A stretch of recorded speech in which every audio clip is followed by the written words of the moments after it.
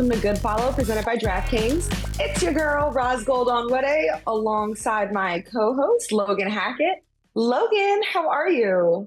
I'm doing well. Actually, some news. I'm playing an LPGA event tomorrow. So the nerves are already kind of What? starting to come. Yeah, surprise. What?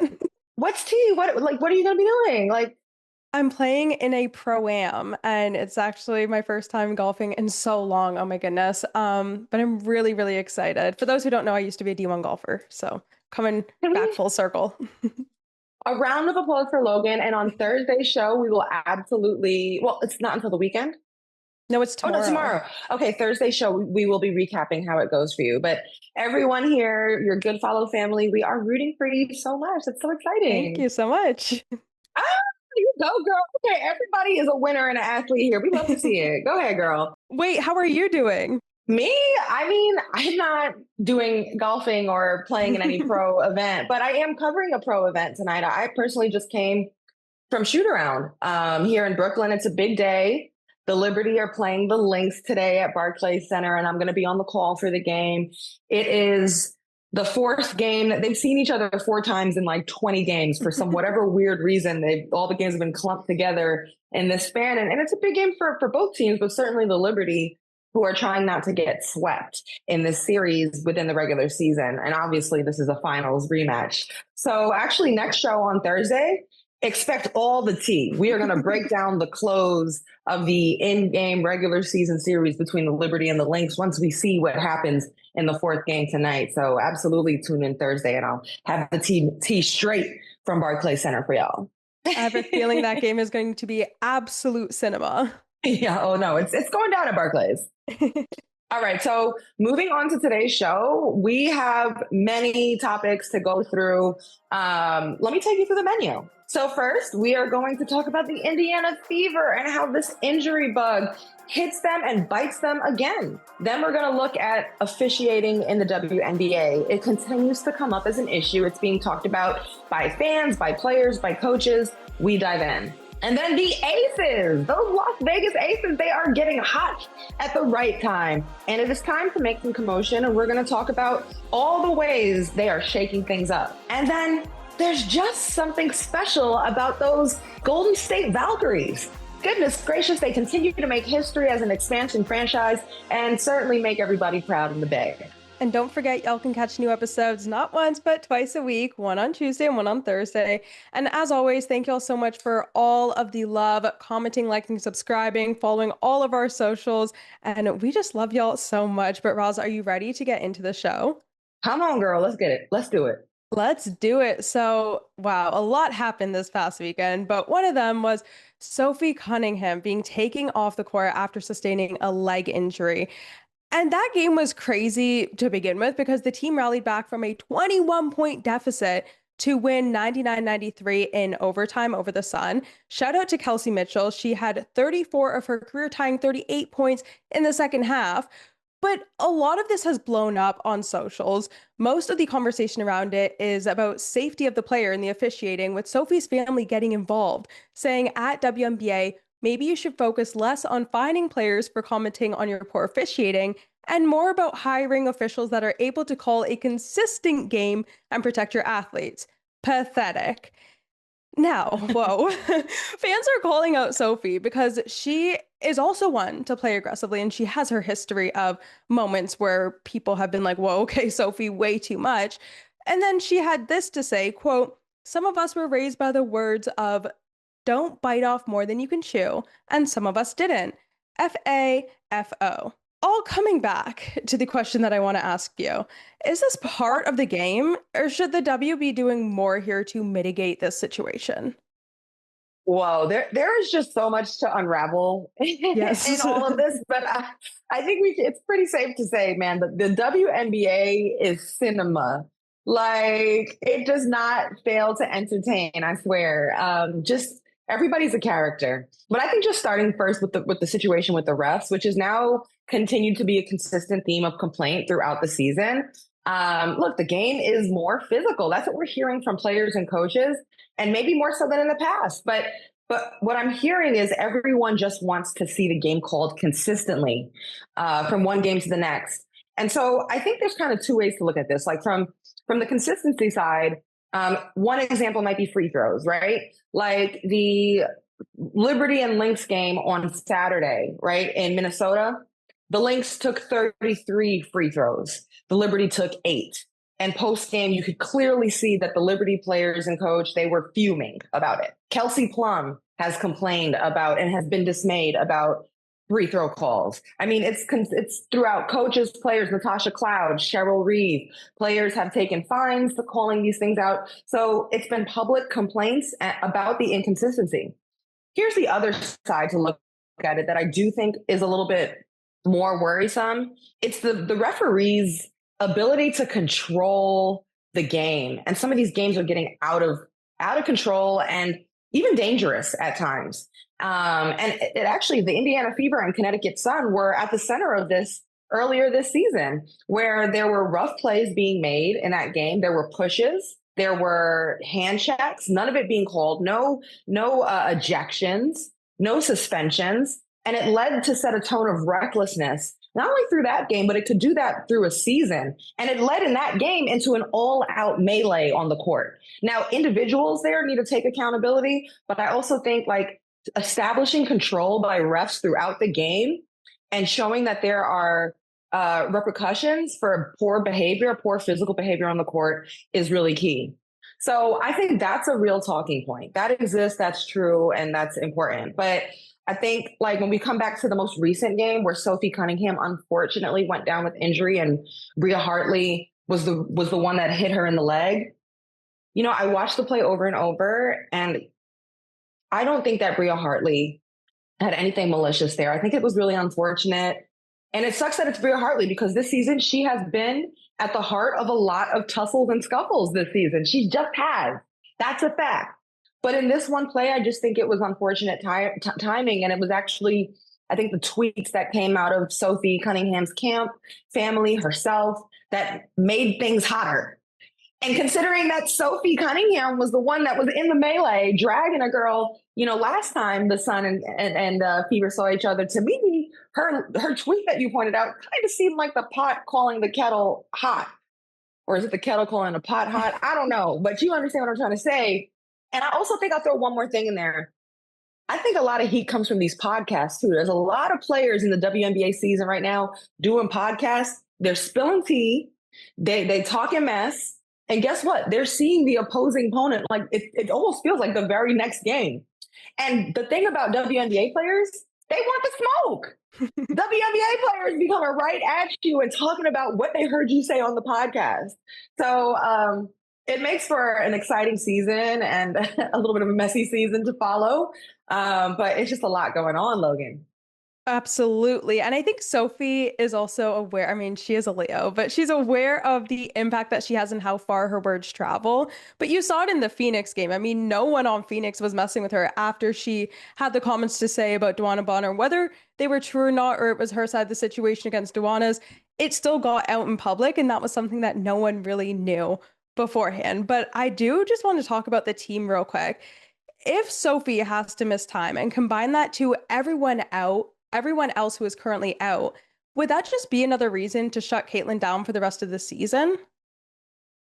You know, I honestly can't tell what the Indiana Fever should do. I honestly don't know, because when Sophie Cunningham went down, like the knee-jerk reaction might have just been, all right, that's enough for the Fever. Like, valiant effort. Absolutely. Hands down, clap for them. But it's probably a wrap for them. And then they come back in such a heroic fashion and continue to overcome the odds and adversity. And there's something about this Indiana Fever team that you just don't want to give up on. And it's simply because they won't give up on themselves. That's the reason why. Look, Sophie Cunningham gets injured in the second quarter. They go down 21 points in that game and somehow find a way to rally. Every single player is in on it. There's a story to tell everywhere. You know, Kelsey Mitchell is having an MVP conversation caliber level season. She's in the conversation when you think about all the ways she has carried the offense, especially with all the injuries to the Fever. And it was heroics, 34 for 38 points in the second half. But that's not just it. You've got Odyssey Sims, right? She just joined the team because of the injuries to Sid Colson and Harry McDonald. She gets her first start 19 points, 7 assists. They just find a way to eke something out of every player. And guess what? Because Odyssey started, Lexi Hull came off the bench. Did that rattle Lexi Hull? Did that change the way she came out the game and gave everything to the team? No, instead she stays with it and hits a huge clutch three-pointer. Everybody's ready. Aaliyah Boston continues to do a little bit of everything for this team on both sides. She's having a great season. She had 14 points, 13 rebounds, 5 assists, 2 blocks, 2 steals. Natasha Howard, 18 points. You got Coach White in the locker room post-game and in the press conference crying about this team. I mean, the emotions are undeniable. Everything they've overcome. It's almost like something out of a movie, how much adversity that they've overcome. And I don't know, like, Indiana, it's a real basketball town. You think of those stories and lore and Hoosiers, and this is one of those kinds of stories. And I just feel like, I don't know if you want to call it quits on that. I don't know if you say, oh, don't put Caitlin back in this season. Let's save her for next year. But I know one thing for sure, no matter how this season ends for the Fever, they can hold their heads high. Like that team, no matter what happens the rest of the season, they can hold their heads high. Absolutely. And they do have a bit of a tough schedule to close it out, but we've also seen that they're able to battle. And I'll just say it outright. That is something you don't see in men's sports. I mean, I was just trying to think of teams that have big storylines against literally every single player battling day in and day out to play for their team. I'm going to say here, this is why women's sports are better.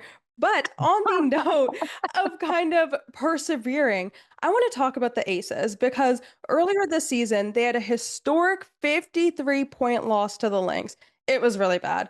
But after that, they went on a 7-game win streak defeating the Wings, and Asia Wilson is showing out. She had 34 points. Chelsea Gray had a career high 14 assists, and Jackie Young is finding her groove. Now, after the game, Asia had this to say on letting the game come to her. I harp it and force it because I want this win so bad for my team. It's like forcing a fart. All you get is shit. So I've just really learned to be patient with myself, but also my teammates. And so I think that game kind of showed it. Now, if you think about all the other episodes where we've talked about the Aces, we've just been asking what the heck is going on with them? How can they turn around? But this morning I read a really interesting article on ESPN, and they mentioned that the next practice following the loss, the team came to Becky and the coaching staff with their preferred matchups, schemes, and flow of the game. Becky poked holes and gave feedback in their presentation, and then the Aces turn around and challenge Becky and the coaching staff's prep as well. And Becky said that the collaboration ignited them, gelled them, and held everyone accountable. But along with that, what else do you see working for the Aces right now? I mean, there is so much working for the Aces right now. And first and foremost, it's time to just give it up to the Aces, who are making so much noise at this point. They're able to shake this whole thing up. Like right now, they are tied for fourth in the standings after all of the struggle they had this season, and they could slide to the 2 seed. Can you imagine if after the harsh way that they started the season, that they slide to the 2 seed? And, it really started with that really embarrassing 53-point loss to Minnesota. It was at home. They haven't lost since. They've won 7 in a row, 9 of 10. And I said this in the last episode. I pretty much just gave flowers to Asia and, how she was bringing this team with her. I think it's Asia. I also want to make sure I give flowers to the rest of the team as well. But Asia, it starts and ends with her. During this win streak, she's averaging 26 points, 13 rebounds. She's leading the league in blocks. She's number 2 in points. She's number 2 in rebounds. She is the drumbeat. She is the motor. She is the undeniable force fueling the surge. She is the leader in the locker room. She is the one sending texts to the team, making sure that Coach Becky doesn't lose the locker room, that the team holds themselves accountable, that the team stays together while they stick together and try to figure this thing out. So first and foremost, it's flowers for Asia, but it's also time right now. Yes. But it's also time right now. You're talking about a 7-game win streak. It's not just one player. And a lot of credit goes to the entire Aces, who, the way I like to think about it, they've stayed open to new versions of themselves. So sometimes when you hold on to what you think it needs to be or the way it has to be, you miss the true path, the true vision, the true blessing that's in front of you. And what I see is a team that throughout the season continue to adjust and try new things. And that's Coach Becky. That's all the players. It's Jewel Lloyd. being humble, raising her hand to come off the bench. You know how hard that is for a superstar Olympic level player? You know, she's playing less minutes, but she's scoring more points and she's more efficient. It's Coach Becky Hammon being flexible. You know, she didn't lose the locker room. She continued to communicate with them. She continued to tweak the lineup multiple times. She had to tweak the lineup with players she's won championships with. She's held players accountable. She's been adjusting this season with a new coaching staff. She lost key players, Marsh, Nakase, to as coaches on her staff, and that's an adjustment for her. During this win streak, if you check it out, Chelsea Gray has been making her teammates better during this run, and she's been getting back to making more assists. I've always said Chelsea Gray has to stir that pot. She's the stick that stirs it, right? You got role players. Look at KB in the starting lineup, or the rookie Leonide, stretching the court, hitting threes. You got to chip in that way. You need somebody to space it. And I think someone I should have even shouted out earlier is Jackie Young. Probably the second most consistent player on this team after Asia Wilson. And she's bringing it on both sides of the ball, offense and defense. Overall, as a team, again, if we focus on this win streak here, the Aces have committed to defense. They've been a better defensive team. They've been better at rebounding. These are the areas where they've had so much slippage or inconsistency, and that's what's made them hot right now. So it's been a full body of work from the Aces, and I think you got to pay attention. They're making noise. They're shaking things up, and you got to give some flowers all around. I do just want to quickly retouch on KB because she was getting annihilated pretty much, especially when they were making cuts and she stayed on the roster.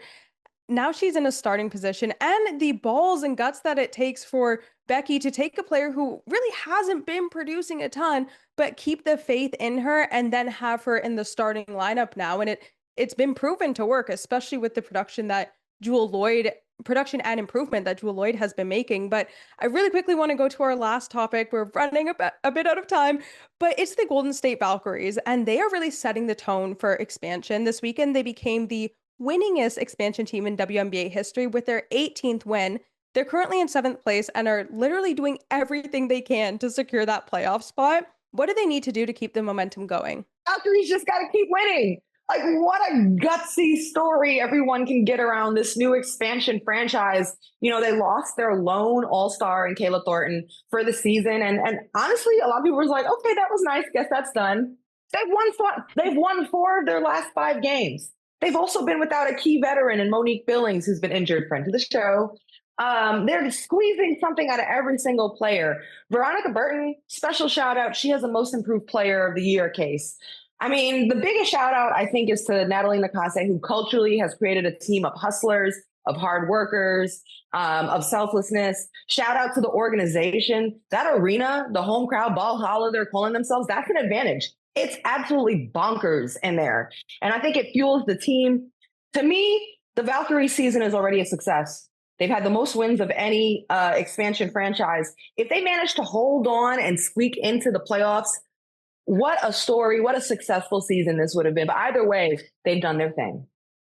I need the people at Toronto Tempo to take everything they've done and put it up on your locker room as a standard, because they are truly setting it. And it's been so great to see, especially also considering that people going into the season were like, I don't know what's going to happen. I don't know what this roster is going to look like. What is the result of this going to be? And they're really doing their big one. But y'all, coming up, I make my DraftKings pick of the week. We'll be right back.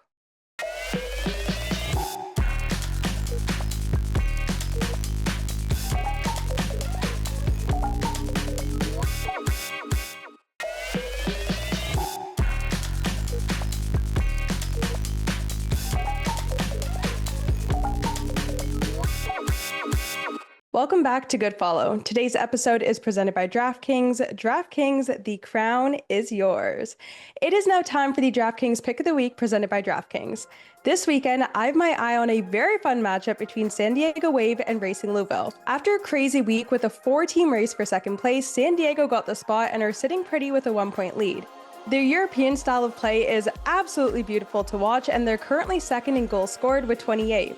My player to watch here is French midfielder Kenza Dali, who is consistent and precise, tallying 3 goals, 2 assists, and has completed the second most passes in the league this season. As for Racing Louisville, they're a bit of a dark horse, proving that they can hang with the top teams.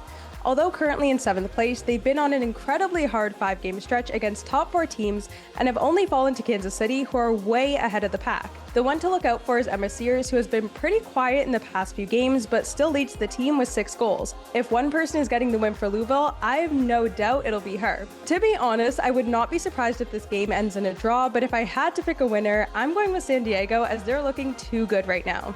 This segment is presented by DraftKings. DraftKings, the crown is yours. The crown is yours.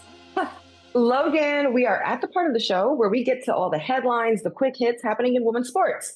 What you got for us? Yes, so there was a bit of controversy around this, but it does seem exciting. US Open is doing a new mixed doubles, and it's consisting of all the star players. So it's done to draw eyes on mixed doubles, and it seems like it's going to be really fun. I can't wait to see that. I'm going to be at the US Open this year. Are you? Oh, I'm so jealous. I don't think so. My mom will be, but I don't think I'm going this year. I know you guys barely miss any big tennis tournaments, so one of us will always be there. The next quick hit we have is the Women's Rugby World Cup kicks off this Friday, and England versus USA is the opening match. I am definitely going to tune into that because I want to watch rugby so much more. Okay. You'll have to fill us in. Yes, I will do. Angel Reese is launching her shoe a bit early, and the colorways for this, I'm obsessed with the names. We have Me Bound, Receipts Ready, and Diamond Dust. I mean, the creativity and the authenticity around the names is so good. And the way that she's just turned anything that was negative around her into her own thing that she owns and can even monetize. Go, Angel. We love to see it. And I also saw she said something about like wanting this to hit the culture hard, where like everyone is rocking these Reebok kicks and it's just like a part of the culture. I love that. I love that she aspires for that. And we're excited to see a new drop. Yes, I will definitely be getting them, pairing them with outfits, and as she said, wearing them like Air Force Ones. But another thing that happened actually last night, goalie Alyssa Nair scored an equalizer in a crazy game. In the NWSL, we have something called NWSL After Dark. It always gets crazy when the sun goes down, but that really put the cherry on top. And then lastly, we have Sue Bird getting a statue in Seattle. It was all over my feed. Absolutely love to see it. Yeah, it was really cool and emotional seeing all of the greats come out and speak. Swin Cash, Diana Taurasi, and Sue Bird talking about what it was like. I'm from New York. I'm from Queens. I remember as a little girl, like watching Sue Bird, hearing of her coming through Christ the King and then UConn and beyond, and being inspired. So really cool. She was honored with a statue like that. And I love Megan just in the corner with her little film camera the whole time. Cannot wait to see those pictures. Oh my gosh, what an exciting time of the year for women's sports. There's so much going on with the WNBA heating up and playoffs on the way. There's tennis coming. I mean, it's just so much happening. And we will have you covered through it all on Good Follow Show, because we are covering everything through women's sports and hoops. And Good Follow is presented by DraftKings. This episode is over, but we have another one dropping on Thursday. We drop twice a week, and we hope to see you there. So subscribe. Show up in the comments, engage, follow us on social media. We love to hear from you. And thanks for rocking with us. I'm Ros Logan. That's Logan Hackett. Logan, anything else before we sign off? See you on Thursday. Can't wait to see you. See you there. Bye, y'all. Thank you. Bye, y'all.